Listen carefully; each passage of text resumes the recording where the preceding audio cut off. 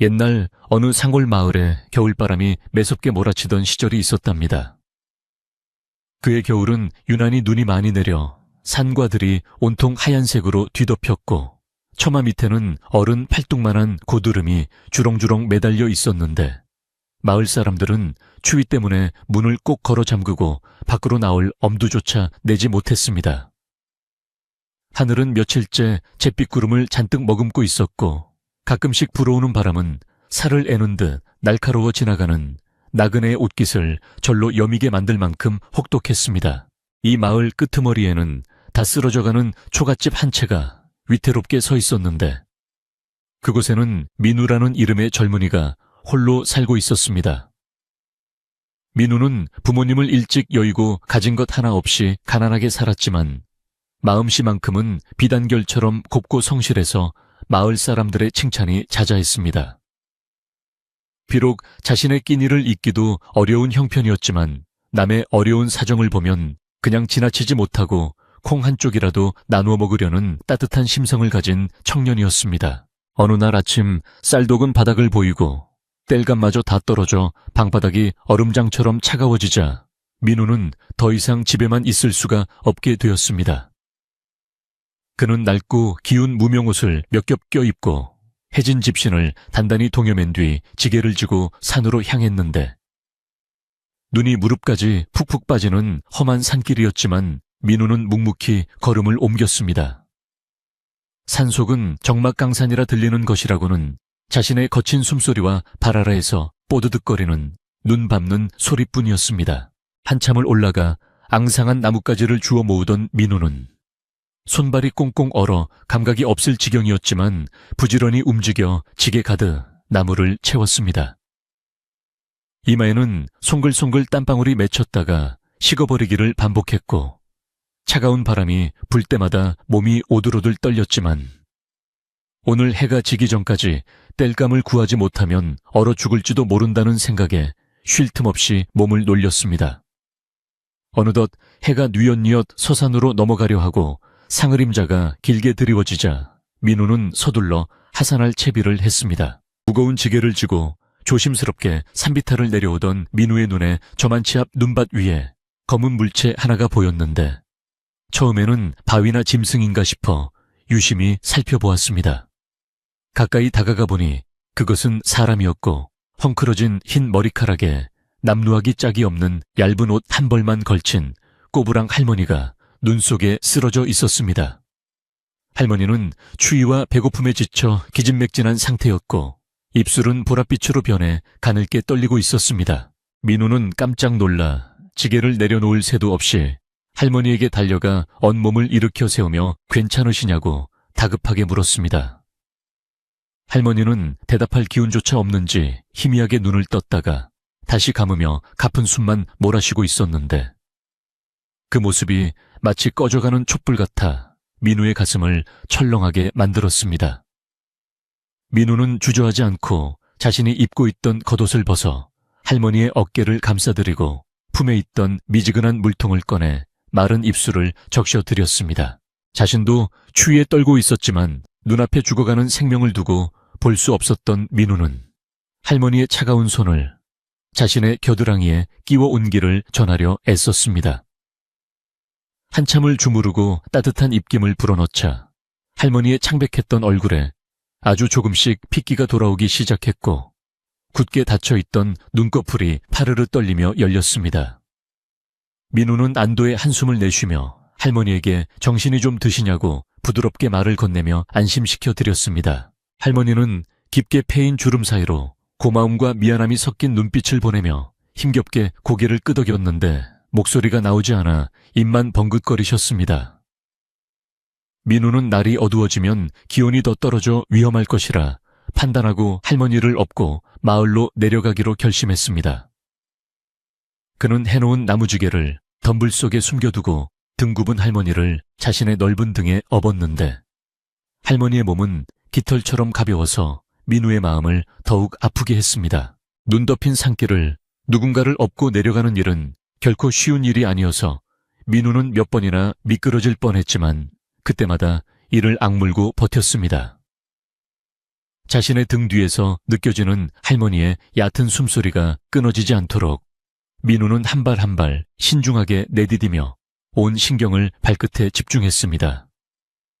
차가운 눈바람이 얼굴을 때리고 다리의 감각이 없어져 갔지만 그는 오직 할머니를 살려야겠다는 생각 하나로 묵묵히 걸음을 옮겼습니다. 마침내 마을 입구가 보이는 큰 고개에 다다랐을 때 민우의 온몸은 땀과 눈으로 뒤범벅이 되어 있었고 숨은 턱 밑까지 차올랐습니다.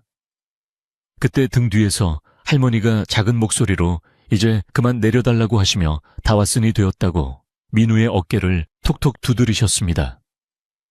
민우는 아직 마을까지는 조금 더 가야 한다며 따뜻한 아랫목에 모셔다 드리겠다고 했지만 할머니는 완강하게 고개를 저으시며 땅에 발을 디디셨습니다. 민우가 조심스럽게 할머니를 내려드리자 할머니는 굽은 허리를 펴고 민우의 얼굴을 지그시 바라보시더니 품속에서 무언가를 주섬주섬 찾으셨습니다.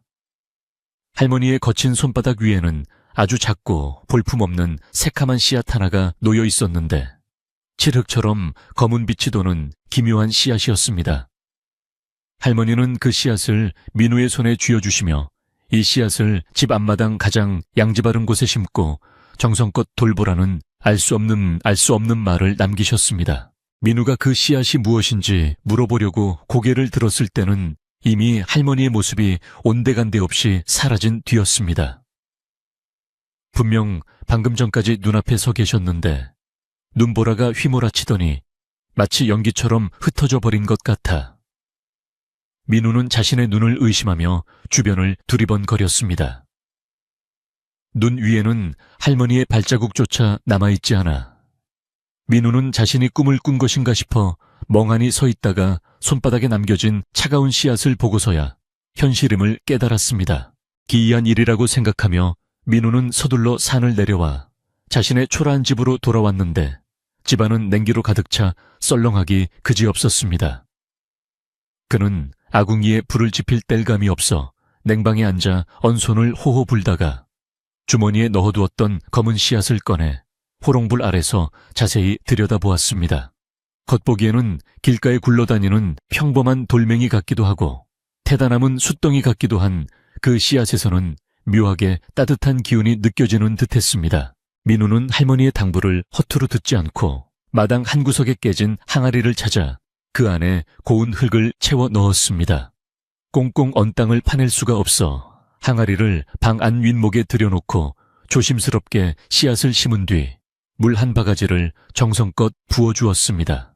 싹이 날 것 같지 않은 척박한 겨울이었지만 민우는 할머니의 신비로운 눈빛을 떠올리며 마음속으로 간절히 빌었습니다. 부디 이 작은 씨앗에서 생명이 움터 우리 집의 작은 희망이라도 가져다 주기를 바랍니다.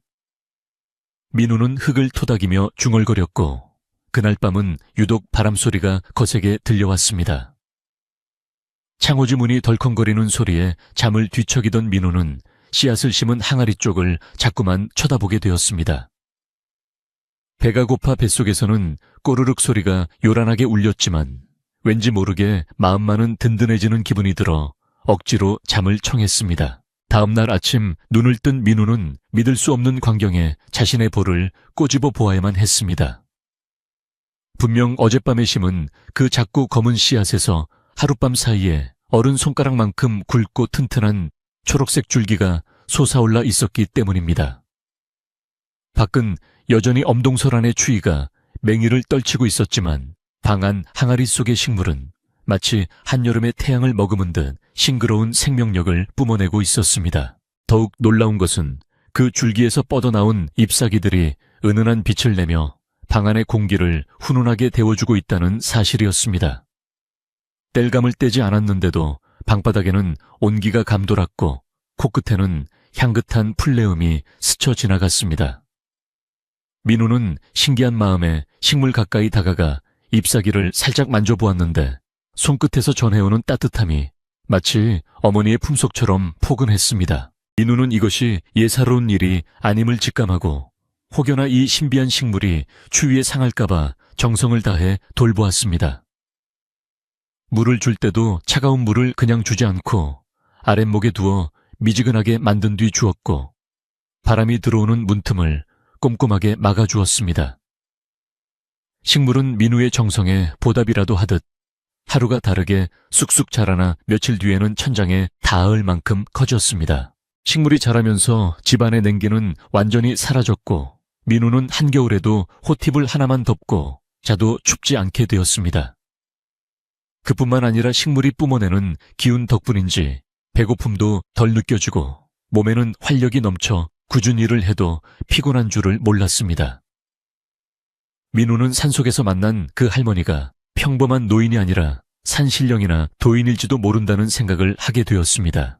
이 신비한 일은 민우 혼자만의 비밀로 간직하고 싶었지만 시골 마을의 소문이란 발 없는 말이 천리를 가듯 금세 퍼져나가기 마련이었습니다. 어느 날 민우네 집 앞을 지나던 이웃사람이 한겨울에 민우네 집 지붕 위로 아지랑이가 피어오르는 것을 목격하게 되었습니다. 다른 집들은 굴뚝에서 연기도 나지 않고 지붕에 눈이 수북이 쌓여 있는데 민우네 집 지붕만 눈이 녹아내리고 있었기 때문입니다. 동네 사람들은 민우가 산에서 산삼을 캤다느니 도깨비 방망이를 얻었다느니 하며 수군거리기 시작했고 호기심 많은 아이들이 담장 너머를 기웃거렸습니다. 민우는 사람들의 시선이 부담스러워 대문을 굳게 닫고 지냈지만 소문은 꼬리에 꼬리를 물고 옆 마을까지 퍼져나갔습니다. 그리고 마침내 마을에서 가장 욕심 많고 심술궂기로 유명한 부자 칠성 영감의 귀에도 이 소식이 들어가게 되었습니다. 칠성 영감은 마을의 땅이란 땅은 거의 다 소유하고 있었지만 그것으로도 모자라 남의 것을 탐내는 데에 혈안이 된 사람이었습니다. 그는 자신의 따뜻한 기와집에서도 털옷을 겹겹이 입고 화로를 끼고 살면서도 춥다고 난리였는데 가난한 민훈의 집이 훈훈하다는 소리에 배가 아파 견딜 수가 없었습니다. 칠성 영감은 하인을 시켜 민우가 무엇을 숨기고 있는지 당장 알아오라고 호통을 쳤습니다. 민우는 다가올 소동을 짐작도 못한 채 오늘도 정성스럽게 나무 잎사귀를 닦아주고 물을 주며 행복한 미소를 짓고 있었습니다.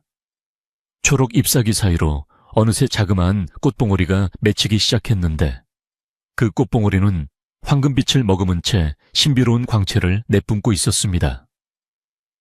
민우는 그 꽃이 활짝 피어나면 또 어떤 기적 같은 일이 일어날지 가슴이 두근거려 잠을 이룰 수가 없었습니다. 민우의 방 안에서 자라나는 신비한 나무는 하루가 다르게 그 위용을 뽐내며 천장을 뚫을 기세로 뻗어나갔고 그 잎사귀 하나하나에서는 은은한 생명의 빛이 흘러나왔습니다.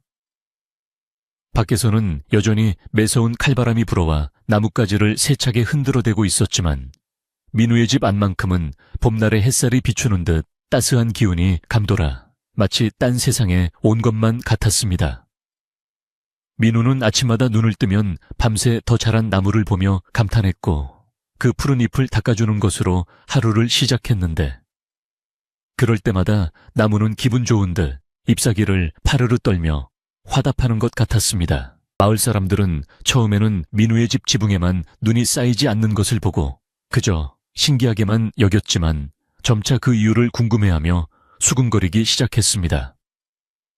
땔감 하나 구하기 어려운 가난한 민우가 며칠째 산에 나무를 하러 가지도 않고 굴뚝에 연기도 나지 않는데 어떻게 저리도 편안하게 지낼 수 있는지 의문을 품는 사람들이 하나둘 늘어났습니다.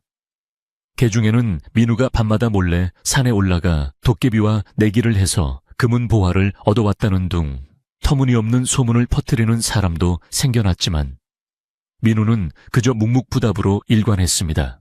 그러던 어느 날 마을 어귀에 사는 수다쟁이 칠복 어머니 민우에게 김치를 좀 얻어볼까 하여 대문을 두드렸다가 열린 방문 사이로 보이는 거대한 초록색 나무를 목격하고 말았습니다. 칠복 어멈은 자신의 눈을 의심하며 입을 다물지 못했고 방 안에서 뿜어져 나오는 훈훈한 열기에 놀라 뒤로 나자빠질 뻔했습니다. 그녀는 김치를 얻는 것도 잊은 채 헐레벌떡 마을 우물가로 달려가 동네 안악들에게 자신이 본 기이한 광경을 침을 튀겨가며 떠벌리기 시작했습니다. 세상에 내 눈으로 똑똑히 봤다니까요. 민훈의 방 안에 집채만한 나무가 자라고 있는데 그 나무에서 빛이 나고 방이 찜질방처럼 후끈거리더라고요. 칠복 어멈의 말에 안악들은 반신반의하면서도 귀를 쫑긋 세웠고, 이 이야기는 삽시간에 마을 전체로 퍼져나가 남정네들의 술자리 안주거리까지 오르게 되었습니다. 사람들은 저마다 그 나무의 정체에 대해 추측을 내놓았는데, 어떤 이는 산신령이 내린 축복이라 했고, 어떤 이는 요물이라며 두려워하기도 했습니다. 이 소문은 결국 마을에서 제일 가는 부자이자 욕심쟁이로 소문난 칠성 영감의 귀에까지 들어가고야 말았는데, 그는 평소에도 남이 잘 되는 꼴을 못 보는 심술궂은 성격의 소유자였습니다.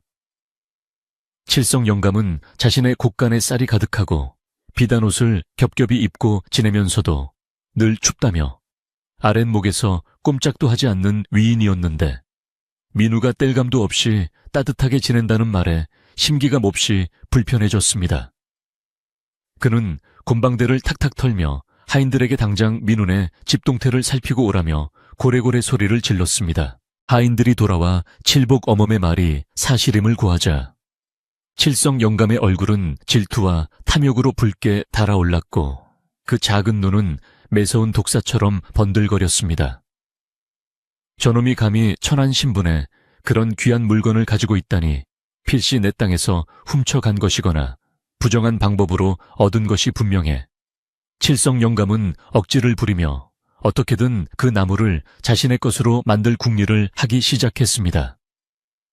그는 방 안에 앉아 머리를 굴리며 민우를 공영에 빠뜨릴 계략을 짜내느라 밤잠을 설칠 지경이었습니다. 다음 날부터 칠성 영감은 마을 사람들을 만날 때마다 민우에 대한 험담을 늘어놓으며 분위기를 흉흉하게 만들기 시작했습니다.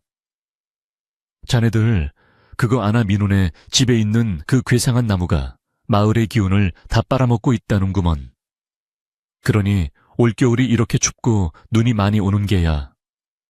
칠성 영감은 그럴싸한 거짓말을 보태어 순박한 마을 사람들을 선동했고, 사람들은 점차 민우를 의심의 눈초리로 바라보게 되었습니다. 민우는 갑자기 차가워진 마을 사람들의 시선에 당황했지만 그 이유를 짐작할 수 없어 답답한 마음만 가득했습니다. 평소 친하게 지내던 이웃조차 슬금슬금 피하고 길에서 마주쳐도 인사를 받아주지 않자 민우는 외톨이가 된 듯한 쓸쓸함을 느꼈습니다. 하지만 집으로 돌아와 싱그러운 나무를 마주하면 그 모든 시름이 눈 녹듯 사라지고 마음의 평화를 되찾을 수 있었습니다. 나무는 민우의 마음을 위로라도 하려는 듯 더욱 짙은 향기를 뿜어내며 가지를 민우 쪽으로 뻗어주었고, 잎사귀들은 부드럽게 흔들리며 춤을 추었습니다. 민우는 나무 밑둥에 앉아 네가 있어 참 다행이야. 세상 사람들이 뭐라 하든 나는 너를 지켜줄게 라고 속삭이며 나무를 쓰다듬었습니다. 그때 나무의 잎사귀 사이에서 작은 황금빛 열매들이 하나둘 맺히기 시작했는데, 그것은 마치 밤하늘의 별을 따다 놓은 듯 영롱하게 빛나고 있었습니다. 한편 칠성 영감은 소문만으로는 성에 차지 않아 직접 민운의 집을 찾아가 으름장을 놓기로 작정하고 건장한 하인들을 대동하여 나섰습니다. 민운의 집 대문을 발길로 걷어차며 들어선 칠성 영감은 마당에 들어서자마자 느껴지는 따스한 기운에 흠칫 놀라면서도 짐짓 위엄을 부리며 고함을 쳤습니다. 이놈 민우야, 썩 나오지 못할까?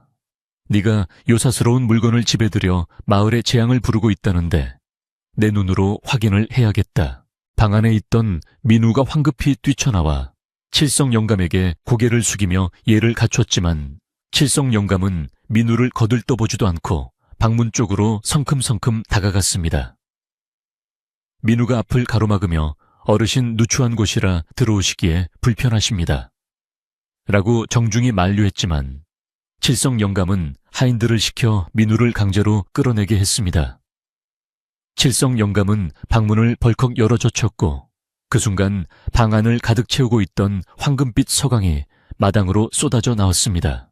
칠성 영감은 눈이 부셔 잠시 손으로 앞을 가렸다가 서서히 드러나는 나무의 자태를 보고 입이 딱 벌어져 다물 줄을 몰랐습니다. 천장까지 닿은 거대한 나무에는 주먹만한 황금 열매들이 주렁주렁 매달려 있었고, 그 열매들에서는 맛있는 쌀밥 냄새와 고소한 기름 냄새가 풍겨 나오고 있었습니다. 칠성 영감은 생전 처음 보는 기이하고도 아름다운 광경에 넋을 잃고 바라보다가 이내 끓어오르는 탐욕을 주체할 수 없어 침을 꼴깍 삼켰습니다. 이것은 전설에나 나온다는 풍요의 나무가 아니더냐. 칠성 영감은 떨리는 목소리로 중얼거리며 덥석 나무를 만지려 했지만 민우가 다시 달려와 앞을 막아섰습니다. 어르신, 이 나무는 추운 겨울, 저를 살려준 소중한 생명입니다. 함부로 손대지 말아 주십시오. 민우의 단호한 태도에 칠성 영감은 눈을 부라리며 삿대질을 해댔습니다. 내 이놈, 이런 귀한 보물을 너 같은 놈이 가지고 있다는 것 자체가 죄악이다 필시. 네가 산신령님의 물건을 훔쳤거나 내 산에서 몰래 캐온 것이 분명해. 칠성 영감은 억지를 쓰며 당장이라도 나무를 뽑아갈 기세였지만 민우는 물러서지 않고 꿋꿋하게 맞섰습니다. 칠성 영감은 주변에 몰려든 마을 사람들의 눈을 의식해서인지 두고 보자 내 반드시 이 나무의 출처를 밝혀내고야 말겠다며 씩씩거리고 돌아갔습니다. 칠성 영감이 돌아간 뒤 민우는 털썩 주저앉아 한숨을 내쉬었는데 가슴이 답답하고 불안하여 견딜 수가 없었습니다. 그때 대문 밖에서 지팡이 짚는 소리가 들리더니 마을에서 가장 연로하시고 지혜롭기로 소문난 촌장 어른이 들어오셨습니다.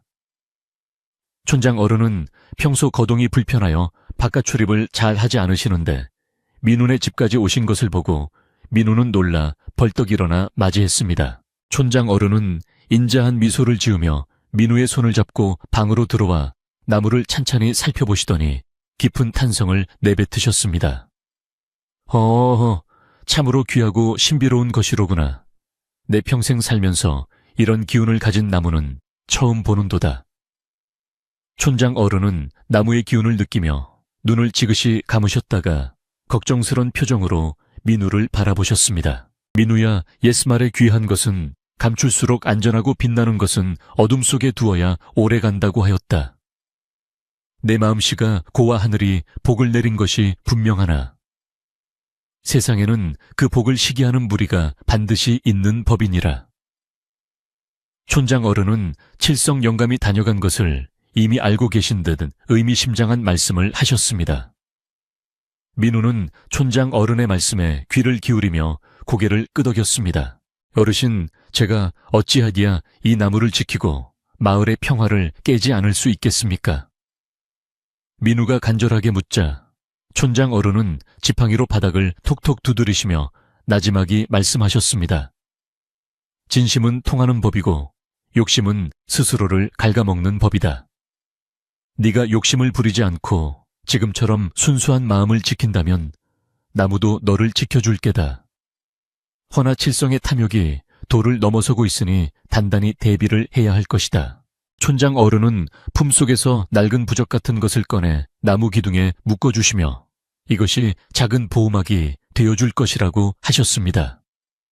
그리고 돌아가시기 전 대문 앞에서 다시 한번 뒤를 돌아보시며 바람이 거셀수록 뿌리는 더 깊게 박아야 한다. 흔들리지 말거라 라는 말씀을 남기셨습니다.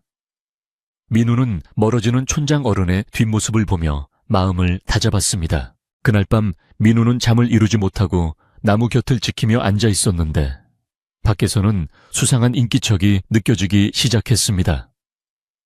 담장 너머로 칠성 영감의 하인들이 기웃거리는 그림자가 비치기도 하고 돌멩이가 마당으로 날아들기도 했습니다.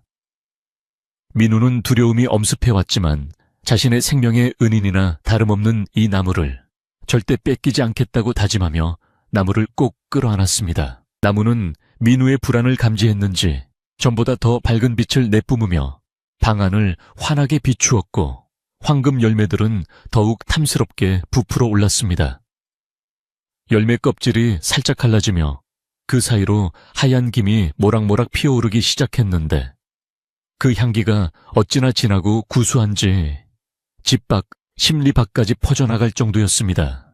이 향기는 자고 있던 마을 사람들의 코끝을 간지럽혀 잠을 깨우게 만들었습니다. 마을 사람들은 한밤중에 어디선가 나는 밥 짓는 냄새와 고기 굽는 냄새에 이끌려 하나둘 밖으로 나왔고 자연스럽게 냄새의 근원지인 민훈의 집 앞으로 모여들었습니다.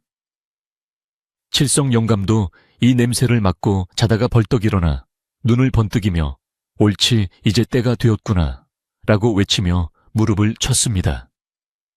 그는 내일 날이 밝는 대로 마을 회의를 소집하여 민우를 몰아쓸 계획을 세우며 음흉한 미소를 지었습니다. 새벽녘이 되자 나무의 열매 중 하나가 톡 하고 터지며 그 안에서 쌀알들이 쏟아져 내리기 시작했습니다.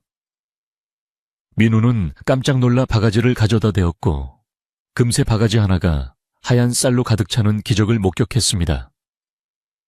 이 쌀은 일반 쌀과는 달리 윤기가 자르르 흐르고 빛이 나는 신비한 쌀이었는데 민우는 이것으로 죽을 끓여 굶주린 이웃들에게 나눠주어야겠다는 생각을 했습니다. 하지만 날이 밝자마자 칠성 영감이 마을 청년들을 이끌고 꽹과리를 치며 민훈의 집 앞으로 들이닥쳤습니다. 동네 사람들 다들 나와보시오. 이 민우놈이 요사스런 요술을 부려 우리 마을의 전기를 빨아먹고 있어. 당장 저 나무를 베어버리고 민우를 쫓아내야 우리 마을이 삽니다. 칠성 영감의 선동에 마을 사람들은 웅성거리며 민훈의 마당을 가득 메우기 시작했고 분위기는 일촉즉발의 상황으로 치달았습니다. 민우의 집 마당은 이른 아침부터 칠성 영감이 몰고 온 사람들로 인해 북새통을 이루었는데 꽹과리 소리와 사람들의 웅성거림이 조용하던 상골마을의 정적을 산산조각 내버렸습니다. 칠성 영감은 비단 두루마기를 휘날리며 마당 한가운데 떡하니 버티고 서서 마치 고을 원님이라도 된 양위세를 떨치고 있었고 그 뒤로는 몽둥이와 밧줄을 든 건장한 하인들이 험상궂은 표정으로 도열에 있어보는 이들로 하여금 공포감을 조성했습니다. 마을 사람들은 칠성 영감의 기세에 눌려 감히 나서지는 못하고 담장 너머나 대문 밖에서 걱정스러운 눈빛으로 사태를 관망할 뿐이었습니다. 칠성 영감은 헛기침을 크게 한 번 하더니 동네 사람들이 모두 들으라는 듯 쩌렁쩌렁한 목소리로 민우를 향해 호통을 치기 시작했는데 그 목소리에는 탐욕과 시기심이 잔뜩 묻어 있었습니다. 자네들 모두 똑똑히 듣게나 이 민우놈이 우리 마을에 흉흉한 기운을 불러들이고 있다. 한겨울에 지붕에 눈이 쌓이지 않고 방 안에서 괴상한 빛이 뿜어져 나오는 것이 요물이 아니고 무엇이겠느냐. 칠성 영감의 선동에 몇몇 사람들은 동요하며 수군거리기 시작했고 분위기는 점점 험악해져만 갔습니다. 방 안에 있던 민우는 심장이 쿵쾅거려 터질 것만 같았지만 두려움에 떨고만 있을 수는 없다고 생각하며 신비한 나무를 한번 바라보았습니다. 나무는 마치 걱정하지 말라는 듯 민우에게 따뜻한 온기를 전해주었고 그 잎사귀들은 부드럽게 흔들리며 민우의 어깨를 토닥이는 것 같았습니다. 민우는 나무에게서 용기를 얻어 심호흡을 깊게 한 번 하고는 굳게 닫혀있던 방문을 열고 마당으로 나섰는데 그의 표정은 비장하면서도 한 점 부끄러움이 없는 당당함이 서려 있었습니다. 민우가 모습을 드러내자 웅성거리던 사람들은 일순간 조용해졌고 모두의 시선이 그에게로 쏠렸는데 민우는 칠성 영감에게 정중하게 고개를 숙여 인사를 올렸습니다. 어르신 그리고 동네 어르신들, 아침부터 소란을 피워 송구합니다만 제 말 좀 들어주십시오. 이 나무는 요물이 아니라 추위에 얼어 죽어가던 저를 살려준 고마운 생명입니다. 민우는 차분하고 또렷한 목소리로 지난 눈 내리던 날 산에서 만난 할머니와 씨앗에 얽힌 사연을 하나도 빠짐없이 이야기했습니다. 하지만 칠성 영감은 민우의 말이 채 끝나기도 전에 코웃음을 치며 말을 잘랐는데 그의 얼굴에는 비웃음이 가득했습니다. 흥 지나가던 개가 웃을 소리를 하는구나. 눈보라치는 산속에서 웬 할머니를 만났으며 그 할머니가 요술 씨앗을 주었다고. 그런 허무맹랑한 거짓말을 누가 믿을 줄 아느냐. 칠성 영감은 민우를 사기꾼으로 몰아쓰며 더욱 거세게 몰아붙였고 마을 사람들도 반신반의하는 표정으로 서로의 얼굴만 쳐다볼 뿐이었습니다. 칠성 영감은 이 기세를 몰아 자신이 미리 준비해온 거짓 증거를 들이밀며 목소리를 높였는데 그 뻔뻔함이 하늘을 찌를 듯 했습니다. 내 이럴 줄 알고 곰곰이 생각해보니 지난 가을 내 곳간에서 아주 귀한 검은 약초 씨앗이 없어진 적이 있었지. 분명 내 놈이 내 밭에서 일할 때 슬쩍 훔쳐간 것이 틀림없다. 칠성 영감은 잊지도 않은 사실을 마치 진실인 양 꾸며대며 민우를 도둑으로 몰아갔고, 하인들은 옆에서 맞습니다. 그때 도둑이 들었지요. 라며 맞장구를 쳤습니다. 민우는 칠성 영감의 억지 주장에 말문이 막혀 가슴이 답답해졌지만 화를 내지 않고 차분하게 대응하려 노력했습니다. 어르신, 저는 하늘을 우러러 한 점 부끄러움이 없습니다. 남의 물건에 손을 댄 적도 없거니와 이 씨앗은 분명 할머니께서 주신 것입니다. 민우의 호소에도 불구하고 칠성 영감은 증거가 없으니 네 말은 믿을 수 없다. 내 씨앗으로 키운 나무이니 그 나무는 당연히 내 것이다. 라며 막무가내로 우기기 시작했습니다. 그때 방 안에서 문틈으로 새어나오던 구수한 냄새가 더욱 진해지며 마당 전체로 퍼져나가기 시작했는데, 그것은 갓 지은 쌀밥과 고기국 냄새, 그리고 달콤한 과일, 향이 뒤섞인 환상적인 향기였습니다. 아침을 굶고 나온 마을 사람들은 그 냄새에 홀려 저도 모르게 군침을 삼켰고, 배에서는 꼬르륵 소리가 여기저기서 울려 퍼졌습니다. 사람들은 칠성 영감의 말보다 코끝을 자극하는 이 냄새에 더 마음이 흔들리기 시작했고, 도대체 방 안에 무엇이 있기에 이런 냄새가 나는지 궁금해 미칠 지경이었습니다. 칠성 영감 또한 이 기가 막힌 냄새를 맡고 탐욕스러운 본색을 더욱 노골적으로 드러내기 시작했는데, 그의 코는 벌름거리고 눈은 먹이를 노리는 맹수처럼 번들거렸습니다. 그는 처음에는 나무를 베어버리자고 했었지만 이제는 그 나무가 보물단지임을 직감하고 온전한 상태로 차지하고 싶은 욕심이 생긴 것입니다. 냄새를 보니 보통 나무가 아니로구나. 내 잃어버린 씨앗이 이렇게 훌륭하게 자랐다니 내가 직접 거두어 가야겠다. 칠성 영감은 하인들에게 눈짓을 보내며 민우를 끌어내고 나무를 파내올 준비를 하라고 지시했는데, 하인들은 밧줄과 삽을 들고 민우에게 위협적으로 다가왔습니다. 민우는 두 팔을 벌려 방문 앞을 가로막으며 결사적으로 저항했지만 건장한 하인들의 힘을 당해내기에는 역부족이었습니다. 안 됩니다. 이 나무는 함부로 옮기면 죽을 수도 있습니다. 제발 멈추어 주십시오. 민우의 절규에도 아랑곳하지 않고 하인들은 민우를 밀치고 신발을 신은 채 마루로 올라가려 했습니다. 바로 그때 마을 사람들 사이를 헤치고 촌장 어른이 지팡이를 짚고 나오시며 멈추시오 라고 큰 소리로 외치셨는데, 그 목소리에는 늙은이답지 않은 위엄이 서려 있어 좌중을 압도했습니다. 촌장 어른은 칠성 영감 앞으로 다가가 준엄하게 꾸짖으셨습니다. 자네는 부끄럽지도 않은가 어린 사람을 상대로 힘으로 뺏으려 들다니 마을의 어른으로서 채통을 지키시게. 촌장 어른의 등장에 하인들은 멈칫하며 뒤로 물러섰고 칠성 영감도 당황한 기색이 역력했습니다. 하지만 이미 욕심에 눈이 먼 칠성 영감은 촌장 어른의 만류조차 귀에 들어오지 않았고 오히려 촌장 어른에게 대들며 목청을 높였습니다. 촌장님은 빠지십시오. 이것은 내 물건을 되찾는 정당한 일입니다. 도둑놈을 감싸는 것은 촌장님답지 않습니다. 칠성 영감은 아나무인으로 행동하며 다시 하인들을 재촉했고 마을 분위기는 일촉즉발의 위기 상황으로 치달았습니다.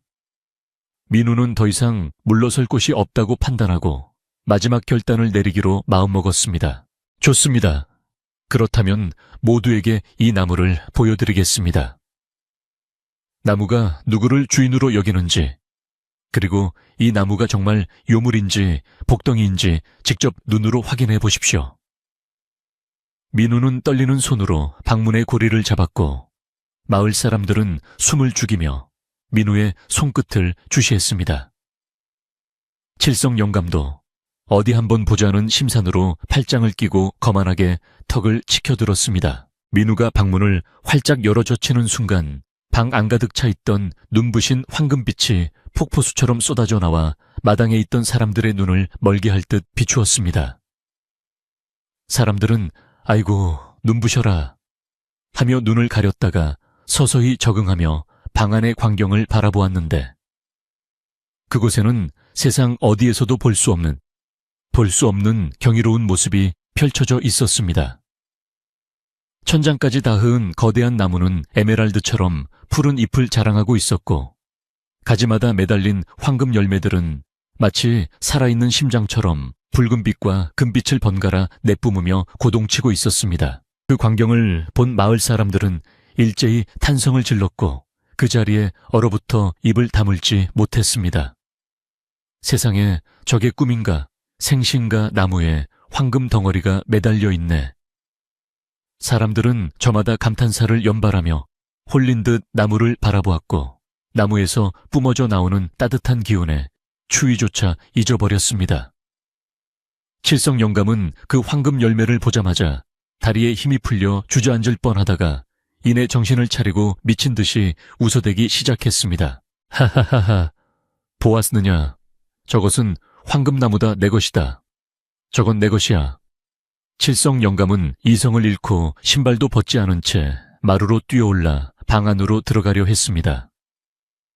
민우가 그 앞을 막아서자 칠성 영감은 민우의 멱살을 잡고 거칠게 밀쳐버렸는데 민우는 힘없이 바닥에 나뒹굴었습니다. 넘어진 민우를 본 촌장 어른이 천벌을 받을 짓을 멈추라. 고 소리쳤지만 칠성 영감의 귀에는 오직 황금 열매가 부르는 소리만 들릴 뿐이었습니다. 칠성 영감이 나무에 가까이 다가가 탐욕스러운 손을 뻗어 가장 크고 빛나는 열매를 따려고 하는 순간 나무가 갑자기 웅궁거리는 소리를 내며 거세게 진동하기 시작했습니다. 마치 나무가 화를 내는 듯한 그 소리에 방 안의 공기가 무겁게 가라앉았고 칠성 영감은 흠칫 놀라 손을 멈췄습니다. 하지만 눈앞의 황금을 포기할 수 없었던 그는 다시 한번 손을 뻗으며 이 나무는 이제 내 것이다 라고 소리쳤습니다. 그러자 나무의 잎사귀들이 날카롭게 서며 칠성 영감을 향해 슉슉거리는 소리를 내었고 방 안에 있던 촛불들이 일제히 꺼지며 어둠이 깔렸습니다. 오직 나무의 황금 열매만이 기괴한 붉은 빛을 띠며 번쩍거렸는데 그 모습은 아름다우면서도 공포스러운 분위기를 자아냈습니다. 밖에서 지켜보던 마을 사람들은 두려움에 떨며 뒷걸음질 쳤고 아이들은 무서워 울음을 터뜨렸습니다. 민우는 바닥에서 일어나 나무를 향해 무릎을 꿇고 간절히 빌었습니다. 나무님, 노여움을 푸세요. 저분은 욕심에 눈이 멀어 잠시 실수를 하는 것입니다. 부디 마을 사람들에게 해를 끼치지는 말아주세요. 민우의 진심 어린 기도가 통했는지 나무의 진동은 조금 잦아들었지만 칠성 영감을 향한 경계의 빛은 거두지 않았습니다. 칠성 영감은 민우가 나무와 대화하는 것을 보고 내 놈이 나무에 요술을 걸었구나 라며 오히려 화를 냈습니다. 이제 상황은 단순히 나무의 소유권을 다투는 것을 넘어 신비한 힘과 인간의 탐욕이 대결하는 형국으로 변해버렸습니다. 칠성 영감은 겁에 질린 하인들에게 어서 들어와서 저 나무를 찍어버려라. 내가 가지지 못할 바에는 차라리 장작으로 만들어버리겠다 라고 악을 썼습니다. 하인들은 주인의 명령을 거역할 수도 없고 기이한 나무가 무서워 이러지도 저러지도 못하며 우물쭈물하고 있었습니다. 마을 사람들은 칠성 영감의 광기에 혀를 내두르며 비난하기 시작했습니다. 저 욕심쟁이 영감이 기어이 사달을 내는구먼. 하늘이 무섭지도 않나 사람들의 원성이 높아지자 칠성 영감은 더욱 도끼가 올라 직접 도끼를 빼앗아 들고 나무를 향해 돌진하려 했습니다. 민우는 다시 한번 칠성 영감의 다리를 붙잡고 매달리며 눈물로 호소했습니다. 어르신, 제발 멈추십시오. 이 나무는 우리 마을 모두에게 복을 주러 온 것입니다. 어르신 혼자 독차지하려 하거나 해치려 한다면 큰 화를 입으실 겁니다. 민우의 애절한 만류에도 칠성 영감은 민우를 발로 차내며 도끼를 높이 치켜들었습니다. 그때 하늘에서 갑자기 마른 번개가 치며 천둥 소리가 요란하게 울려 퍼졌고 맑았던 하늘이 순식간에 먹구름으로 뒤덮이기 시작했습니다. 바람이 거세게 불어와 마당의 집기들이 날아다니고 사람들은 몸을 가누기 힘들 정도로 휘청거렸습니다. 칠성 영감의 가시바람에 날아가고 상투가 풀어 헤쳐져 산발이 되었지만 그는 도끼를 놓지 않고 광기 어린 눈으로 나무를 노려보았습니다. 이것은 단순한 날씨의 변화가 아니라 하늘이 노하고 나무가 심판을 준비하는 전조였습니다. 민우는 이제 말로는 칠성 영감을 막을 수 없음을 깨닫고 나무 앞을 온몸으로 가로막으며 두 눈을 질끈 감았습니다. 할머니 도와주세요. 이 어리석은 욕심으로부터 우리를 지켜주세요. 민우의 마음속 외침이 끝남과 동시에 나무의 황금 열매들이 일제히 빛을 발하며 눈을 뜰 수 없을 만큼 강렬한 섬광을 쏘아내기 시작했습니다. 모든 것이 하얗게 변해버린 그 순간 마을 사람들은 숨을 멈추고 다가올 기적 혹은 재앙을 기다렸습니다. 강렬했던 황금빛 섬광이 서서히 잦아들고 사람들이 조심스럽게 눈을 떴을 때 민우의 방 안과 마당에는 기이한 정적이 감돌고 있었습니다.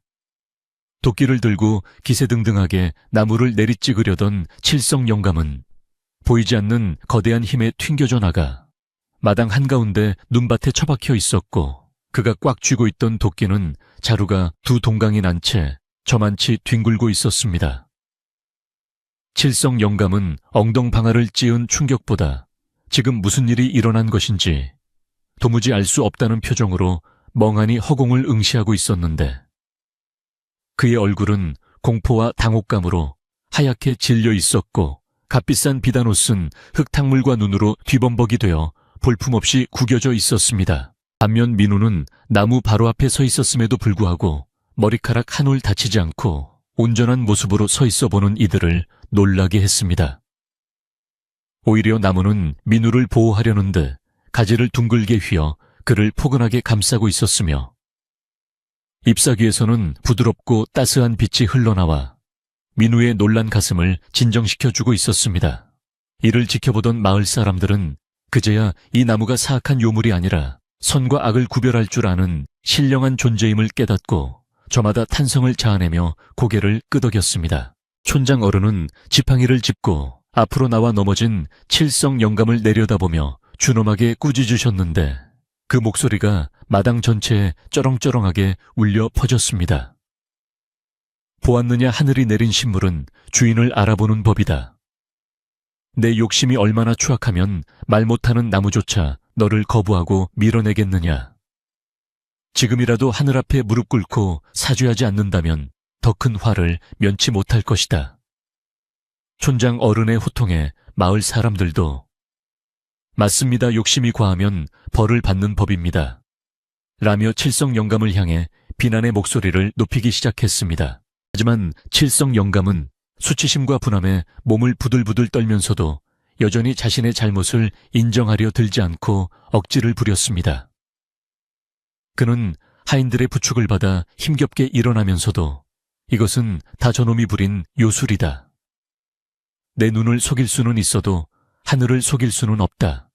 라고 악을 쓰며 다시 한번 방 쪽으로 달려들려 했습니다. 그러나 그가 한 발짝 내딛기도 전에 방 안의 나무가 다시 한번 웅궁거리며 거센 바람을 일으켰고 그 바람은 마치 보이지 않는 벽처럼 칠성 영감의 접근을 완강하게 막아섰습니다.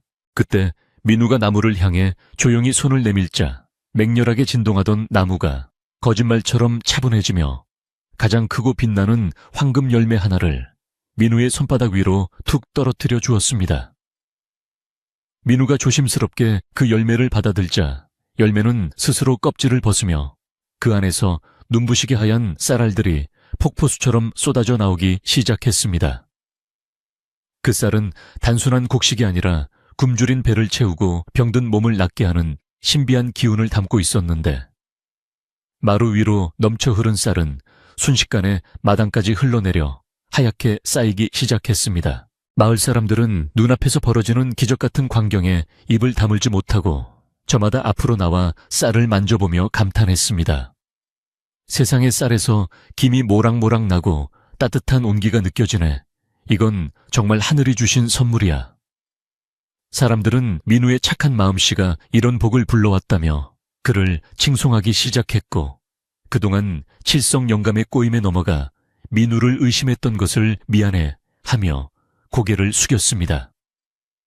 민우는 마을 사람들에게 따뜻한 미소를 지으며 이 쌀은 저 혼자만의 것이 아니라 우리 마을 모두의 것입니다 라고 말했습니다. 칠성 영감은 마당에 쌓인 쌀을 보고 다시금 욕심이 발동하여 체면도 잊은 채 쌀을 한 줌 쥐어보려 했습니다. 하지만 그가 쌀에 손을 대는 순간 하얗고 윤기 흐르던 쌀알들이 새카만 숯덩이로 변해버려 그의 손을 더럽히고 말았습니다. 칠성 영감은 깜짝 놀라 손을 털어내며 뒷걸음질 쳤는데 그 모습을 본 마을 사람들은 저것 봐라, 욕심쟁이 손에 닿으니 귀한 쌀이 재가 되어버리네 라며 그를 비웃고 조롱했습니다. 촌장 어른은 다시 한번 칠성 영감에게 다가가 이제 그만 포기하고 돌아가게. 자네의 탐욕이 이 맑은 기운을 더럽히고 있네. 더 망신을 당하기 전에 집으로 가서 자숙하게나 라고 점잖게 타이르셨습니다. 칠성 영감은 그제야 자신이 이길 수 없는 싸움임을 깨닫고 얼굴이 홍당무처럼 붉어져 고개를 들 수 없게 되었습니다. 그는 하인들에게 어서 가자, 재수가 없으려니 별꼴을 다 보겠네 라고 투덜거렸지만 그 목소리에는 이미 힘이 빠져 있었고 그는 도망치듯 대문 밖으로 사라졌습니다.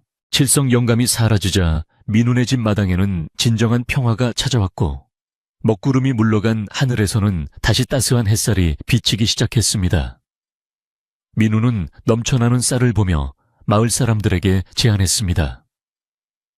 어르신들 그리고 이웃 여러분, 날씨도 춥고 배도 고프실 텐데 이 쌀로 밥을 지어 다 같이 나눠 먹는 게 어떻겠습니까? 집에 있는 가마솥이란 가마솥은 다 가져와 주십시오. 민우의 제안에 마을 사람들은 환호성을 지르며 저마다 집으로 달려가 솥과 그릇을 챙겨오기 시작했습니다. 순식간에 민우네 마당은 마을 잔치판으로 변했고 사람들의 얼굴에는 웃음꽃이 활짝 피어났습니다. 남자들은 마당 한쪽에 돌을 꿰어 임시 아궁이를 만들고 장작을 패어 불을 지폈고 여자들은 우물에서 물을 길어와 쌀을 씻고 밥을 안치느라 분주하게 움직였습니다. 민우가 내놓은 쌀은 아무리 퍼내도 줄어들지 않고 계속해서 쏟아져 나와 마을 사람 전체가 배불리 먹고도 남을 만큼 풍족했습니다. 곧이어 가마솥에서 밥 끓는 냄새가 구수하게 퍼져나가자 마을 사람들은 군침을 삼키며 솥뚜껑 주위로 옹기종기 모여들었습니다. 밥이 다 되어 뚜껑을 열자 하얀 김과 함께 윤기가 자르르 흐르는 밥알들이 모습을 드러냈는데 그 향기만 맡아도 추위에 굳었던 몸이 사르르 녹아내리는 것 같았습니다. 민우는 가장 먼저 갓 지은 따뜻한 밥을 한 그릇 가득 퍼서 촌장 어른께 올렸고 촌장 어른은 흐뭇한 표정으로 밥을 받으셨습니다. 어허, 내 평생 이렇게 맛있는 밥 냄새는 처음 맡아보는구먼. 민우 자네 덕분에 우리 마을이 호강을 하게 생겼어. 촌장 어른의 덕담에 민우는 쑥스러운 듯 머리를 긁적이며 아닙니다. 다들 맛있게 드셔주시면 그것으로 족합니다 라고 대답했습니다. 마을 사람들은 둥그렇게 둘러앉아 김이 모락모락 나는 밥을 호호 불어가며 먹었는데 밥 한 숟가락이 입에 들어갈 때마다 감탄사가 절로 터져 나왔습니다. 어쩜 밥이 이렇게 달고 찰질 수가 있지. 반찬이 없어도 꿀맛이네 그려. 몸속 깊은 곳까지 뜨끈해지는 게 힘이 펄펄 솟는 것 같아. 사람들은 서로의 얼굴을 마주보며 웃고 떠들었고 그동안 쌓였던 오해와 갈등은 눈 녹듯 사라져 버렸습니다. 칠복 어멈도 밥그릇을 싹싹 비우며 민우 총각, 내가 괜한 소문을 내서 미안해. 내 입이 방정이지 라며 사과를 했고 민우는 웃으며 괜찮다고 손사래를 쳤습니다. 이 신비한 쌀밥을 먹은 사람들에게는 놀라운 변화가 생기기 시작했는데 굽은 허리가 펴지는 노인도 있었고 기침을 달고 살던 아이가 씻은 듯이 낫기도 했습니다. 사람들은 이 모든 것이 민우가 가진 착한 마음과 나무의 신비한 힘 덕분이라 믿으며 민우를 진심으로 존경하게 되었습니다. 민우네 집 마당은 단순히 밥을 먹는 곳이 아니라 마을 사람들의 마음이 하나로 모이는 화합의 장이 되었습니다. 해 질 무렵이 되자 배불리 먹은 사람들은 남은 쌀을 집집마다 나누어 가져가기 위해 줄을 섰습니다. 민우는 누구 하나 빠짐없이 골고루 쌀을 나누어 주었고, 특히 형편이 어려운 집에는 더 많은 쌀과 나무에서 나온 비단을 챙겨 주었습니다. 사람들은 쌀자루를 어깨에 메고 돌아가며 민우 복 많이 받게, 고맙네 정말 고마워 라고 인사를 건넸고, 민우는 대문 앞에서 허리 숙여 배웅했습니다. 마지막으로 촌장 어른이 돌아가시며 민우의 손을 꼭 잡고 말씀하셨습니다. 자네가 오늘 우리 마을을 살렸네. 추운 겨울을 이겨낼 양식뿐만 아니라 얼어붙은 사람들의 마음까지 녹여주었어. 자네야말로 진정한 우리 마을의 보물일세.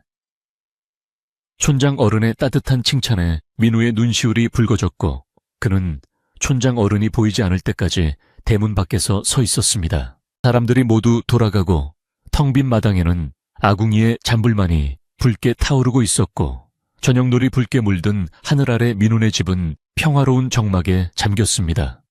민우는 마당에 떨어진 밥풀 하나까지 소중하게 주워 모으며 오늘 있었던 일들을 되새겨 보았습니다. 아침까지만 해도 억울하고 무서웠던 감정은 온데간데 없고, 가슴속에는 뿌듯함과 감사함만이 가득 채워져 있었습니다. 방으로 들어온 민우는 나무 앞에 앉아 조용히 말을 건넸습니다.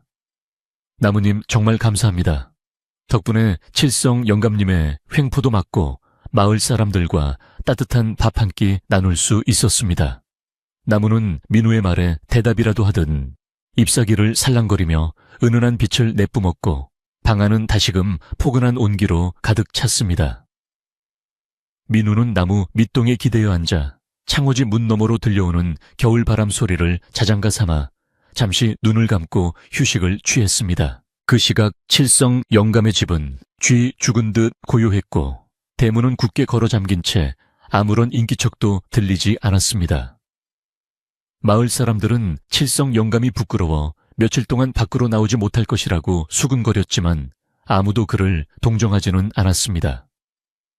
오히려 사람들은 각자의 집으로 돌아가 따뜻한 아랫목에 누워 민우네 집에서 가져온 쌀자루를 흐뭇하게 바라보며 행복한 저녁을 맞이하고 있었습니다. 밤이 깊어지자 마을 곳곳의 굴뚝에서는 저녁밥 짓는 연기가 평화롭게 피어올랐고, 민우가 나눠준 쌀 덕분에 밥 짓는 냄새가 온 동네를 진동했습니다. 개 짖는 소리조차 들리지 않는 고요한 산골 마을의 겨울밤 민우는 비로소 긴장이 풀려 노곤한 몸을 이불 속에 뉘었습니다.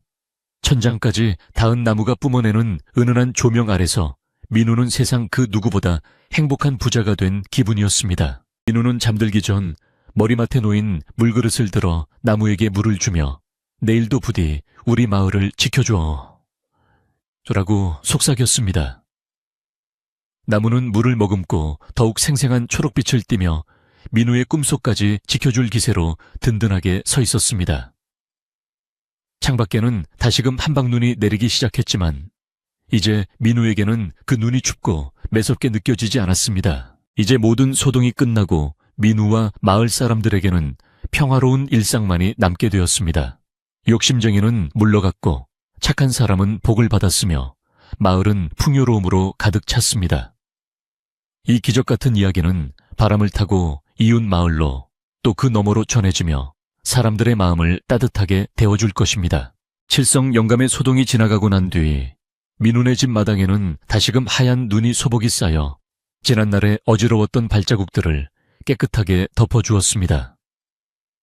마치 아무 일도 없었다는 듯 고요해진 세상 속에서 민우는 빗자루를 들고 마당을 쓸었는데, 사각거리는 빗자루 소리가 겨울 아침의 정적을 기분 좋게 깨우고 있었습니다.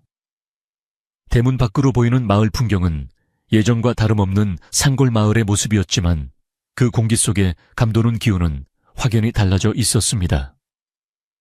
집집마다 굴뚝에서는 아침밥을 짓는 하얀 연기가 힘차게 피어오르고 있었고, 골목길을 오가는 사람들의 표정에는 더 이상 근심이나 배고픔의 그림자가 드리워져 있지 않았습니다. 민우는 마당 한가운데 서서 방 안을 들여다보았는데 신비한 나무는 여전히 푸른 빛을 바라며 든든하게 자리를 지키고 있었습니다. 어제 그토록 맹렬하게 진동하며 위험을 뽐내던 모습은 온데간데 없고 지금은 그저 순한 양처럼 잎사귀를 살랑거리며 민우에게 아침 인사를 건네는 듯했습니다. 민우는 나무에게 다가가 고맙다, 내 덕분에 우리 마을이 다시 웃음을 되찾았어 라고 속삭이며 잎사귀에 맺힌 이슬을 조심스럽게 닦아주었습니다. 나무는 민우의 손길에 화답하듯 은은한 향기를 뿜어내어 방 안가득 채웠는데 그 향기는 맞는 사람의 마음을 차분하게 가라앉혀주는 묘한 힘이 있었습니다. 점심때가 되자 마을 사람들이 하나둘씩 민우네 집으로 찾아와 감사의 인사를 전했는데 빈손으로 오는 사람은 아무도 없었습니다. 어떤 이는 산에서 캔 도라지를 가져오고 어떤 이는 겨우내 말려둔 시래기를 가져와 민우의 마루에 살며시 올려놓았습니다. 민우 총각 어제 준 쌀로 밥을 해 먹었더니 아픈 허리가 싹 낫지 뭔가. 정말 고마워서 이걸 좀 가져왔네. 이웃 아주머니의 말에 민우는 그저 맛있게 드셨으면 다행입니다라며 쑥스러운 미소를 지었습니다. 민우의 집은 이제 단순히 밥을 얻으러 오는 곳이 아니라 마을 사람들의 정이 오고 가는 따뜻한 사랑방이 되어가고 있었습니다. 한편 칠성 영감의 기와집 대문은 여전히 굳게 닫혀 있었고 그 안에서는 아무런 인기척도 들리지 않아 적막감만이 감돌았습니다. 마을 사람들은 칠성 영감이 부끄러워서 나오지 못하는 것이라며 혀를 찼지만 민우의 마음은 편치 않았습니다. 민우는 잠시 고민하다가 쌀 한 자루를 챙겨 칠성 영감의 집으로 향했는데 사람들은 그 욕심쟁이에게 뭐 하러 쌀을 주나 하며 말렸지만 민우는 고개를 저었습니다. 배고픔 앞에서는 누구나 평등한 법입니다. 지난 일은 잊고 다 같이 잘 살아야지요. 민우는 칠성 영감네 대문 앞에 쌀자루를 조용히 놓아두고 뒤도 돌아보지 않고 돌아왔습니다. 방 안에서 문틈으로 이 광경을 지켜보던 칠성 영감은 민우의 뒷모습을 보며 하염없이 눈물을 흘렸습니다. 자신이 그토록 괴롭히고 모함했음에도 불구하고 원망은커녕 쌀을 나누어주는 민우의 넓은 마음씨에 칠성 영감의 얼어붙었던 마음도 녹아내린 것입니다. 그는 자신의 탐욕이 얼마나 부질없는 것이었는지를 뼈저리게 깨달으며 쌀자루를 끌어안고 펑펑 울었습니다. 그날 이후 칠성 영감은 곳간 문을 열어 마을의 어려운 이웃들을 돕기 시작했고 비록 밖으로 잘 나오지는 않았지만 예전의 심술궂은 모습은 찾아볼 수 없게 되었습니다. 시간이 흘러 겨울이 깊어갈수록 민우네 집 나무의 효험은 더욱 빛을 발하여 마을 전체를 포근하게 감싸 안았습니다. 유난히 눈보라가 심한 날에도 민우네 집 근처에만 가면 바람이 잦아들고 훈훈한 기운이 느껴져 마을 사람들은 추위를 피해 민우네 마당으로 모여들었습니다. 아이들은 나무 아래서 팽이치기를 하고 어른들은 멍석을 깔고 앉아 새끼를 꼬며 도란도란 이야기를 나누었습니다. 민우의 집은 마을 회관이자 쉼터가 되었고 사람들은 이곳에서 서로의 안부를 묻고 정을 나누며 긴 겨울을 지루하지 않게 보낼 수 있었습니다. 정월 대보름이 다가오자 촌장 어른은 민우에게 마을 잔치를 열자고 제안하셨고 민우는 기꺼이 승낙했습니다. 보름달이 휘영청 밝게 떠오른 밤 마을 사람들은 민우네 마당에 모여 거대한 달집을 태우며 소원을 빌었습니다. 나무에서 나온 쌀로 지은 오곡밥과 갖가지 나물 반찬이 한 상 가득 차려졌고 사람들은 풍물패의 장단에 맞춰 덩실덩실 춤을 추었습니다. 얼씨구 좋다. 올해도 풍년이 들겠네. 사람들의 흥겨운 노랫소리가 밤하늘 높이 울려 퍼졌고 민우는 그 모습을 바라보며 가슴 벅찬 행복을 느꼈습니다. 잔치가 무르익을 무렵 촌장 어른은 민우를 사람들 앞으로 불러내어 그의 손을 높이 치켜들었습니다. 이 젊은이가 우리 마을에 복을 가져왔네. 그의 착한 마음이 씨앗을 틔우고 나무를 키워 우리 모두를 살렸어. 앞으로 우리 마을 이름은 민우의 덕을 기려 복촌이라 부르기로 하세. 마을 사람들은 일제히 박수를 치며 환호했고 민우는 얼굴이 빨개져 어쩔 줄을 몰라 했습니다. 하늘에 떠있는 보름달도 민우를 축복하듯 더욱 환한 빛을 비추어 주었고 나무의 잎사귀들도 바람에 흔들리며 박수 소리를 보태는 듯했습니다. 겨울이 지나고 봄이 찾아오자 신비한 나무에도 변화가 생겼는데 황금 열매가 사라진 자리에 예쁜 꽃들이 피어나기 시작했습니다. 그 꽃에서는 은은한 향기가 퍼져나와 벌과 나비들을 불러 모았고 마을의 과수원과 논밭에도 풍요로운 기운을 전해주었습니다. 민우가 나무에게 정성을 쏟는 만큼 마을의 농사도 잘 되어 그해 가을에는 유례없는 대풍년이 들었습니다. 사람들은 민우의 나무가 마을의 수호신이라 믿으며 소중하게 아끼고 보호했고 그 덕분에 마을은 인심 좋고 살기 좋은 곳으로 소문이 자자해졌습니다. 어느덧 1년이라는 시간이 흘러 다시 눈 내리는 겨울이 찾아왔지만 마을 사람들은 더 이상 추위를 두려워하지 않게 되었습니다. 곳간에는 쌀이 가득하고 마음에는 여유가 넘쳤기에 겨울은 오히려 서로의 온기를 확인하는 따뜻한 계절이 되었습니다. 민우는 눈 내리는 창밖을 바라보며 1년 전 산속에서 만났던 그 할머니를 떠올렸습니다. 지금쯤 어디에 계실까? 혹시 또 다른 누군가에게 기적을 선물하고 계시지는 않을까 생각하며 민우는 밤하늘을 향해 감사의 기도를 올렸습니다. 민우는 따뜻한 털옷을 챙겨 입고 지게에 장작을 조금 실은 뒤 할머니를 처음 만났던 그 고개로 올라가 보았습니다. 눈 덮인 산길은 여전히 고요하고 아름다웠지만 민우의 발걸음은 1년 전보다 훨씬 가볍고 힘찼습니다. 할머니가 쓰러져 계셨던 자리에 도착한 민우는 가져온 장작을 내려놓고 정성스럽게 돌탑을 쌓으며 마음속으로 말을 건넸습니다. 할머니 주신 은혜 잊지 않고 평생 베풀며 살겠습니다. 부디 건강하게 지내십시오. 바람이 휙 불어와 민우의 볼을 스치고 지나갔는데 마치 할머니가 그래 잘하고 있다 라며 머리를 쓰다듬어 주는 것만 같았습니다. 산을 내려온 민우는 마을 어귀에서 놀고 있던 아이들을 만나 군밤을 나눠주며 집으로 돌아왔습니다. 저녁이 되자 이웃집 친구들이 찾아와 민우의 따뜻한 아랫목에 둘러 앉았는데 방 안은 화로의 온기로 훈훈했습니다. 친구들은 화로에 고구마와 밤을 구워 먹으며 옛 이야기를 나누었고 민우는 친구들의 이야기에 귀를 기울이며 미소를 지었습니다. 타닥타닥 장작 타는 소리와 친구들의 웃음소리가 어우러져 방 안은 더없이 평화롭고 아늑한 분위기로 가득 찼습니다. 그나저나 민우야, 너는 장가 안 가냐? 윗마을 김진사 댁따님이 너를 눈여겨본다던데. 친구의 짓궂은 농담의 민우는 에이, 나 같은 촌놈에게 무슨 이라며 손사래를 쳤지만 얼굴에는 수줍은 미소가 번졌습니다. 친구들은 우리 마을 최고 부자이자 최고 신랑감인데 누가 마다하겠어 라며 민우를 추어올렸고 방 안은 다시금 웃음바다가 되었습니다. 민우는 지금 이 순간이 영원히 지속되었으면 좋겠다고 생각하며 창호지 문에 비친 친구들의 그림자를 따뜻한 눈길로 바라보았습니다. 밤이 깊어지자 친구들은 하나둘 집으로 돌아갔고 민우는 혼자 남아 잠자리를 펴고 누웠습니다. 천장까지 닿은 나무는 밤이 되자 빛을 줄여 민우가 편안하게 잠들 수 있도록 조명을 낮추어 주었고 잎사귀 흔들리는 소리는 마치 자장가처럼 들려왔습니다. 민우는 이불을 턱 밑까지 끌어당기며 오늘 하루도 무사히 보낼 수 있었음에 감사했습니다.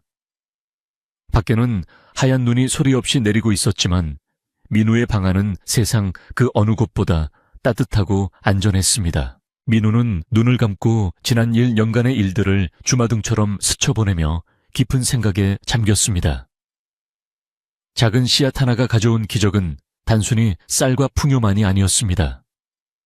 그것은 사람들의 얼어붙은 마음을 녹이고 서로를 믿고 의지하게 만드는 사랑의 힘이었습니다. 민우는 앞으로도 이 나무를 잘 지키고 가꾸어 마을 사람들과 오래오래 행복하게 살아가리라 다짐했습니다. 그리고 언젠가 다시 할머니를 만나게 된다면 그때는 더 맛있는 밥을 대접해드리겠다고 약속했습니다. 어느새 민우의 숨소리가 고르게 바뀌고 그는 깊은 잠에 빠져들었습니다. 꿈속에서 민우는 할머니와 함께 따뜻한 봄날의 꽃밭을 거니는 꿈을 꾸고 있었을지도 모릅니다. 방 안의 나무는 잠든 민우를 지키듯 가지를 살며시 내려 그의 이마를 어루만져 주었고, 황금빛 기운은 방 안을 넘어 마을 전체로 퍼져나가 잠든 사람들의 꿈속까지 행복으로 채워주었습니다. 착한 마음씨를 가진 사람은 언제나 하늘이 돕고 복을 받는다는 예시하기는 이렇게 따뜻한 겨울밤의 전설이 되어 길이길이 전해지게 되었습니다. 이제 여러분도 편안한 마음으로 눈을 감아보세요. 민우네 집 따뜻한 아랫목에 누워있다고 상상하며 나무가 들려주는 자장가 소리에 귀를 기울여 보세요. 밖에서 들려오는 바람 소리는 오히려 이불 속의 포근함을 더해주고, 나무의 은은한 향기는 여러분을 깊고 달콤한 꿈나라로 인도해 줄 것입니다. 착한 일을 하면 언젠가는 반드시 큰 복으로 돌아온다는 믿음을 가지고 오늘 밤도 평안히 주무시길 바랍니다. 잘 자요. 그리고 좋은 꿈 꾸세요.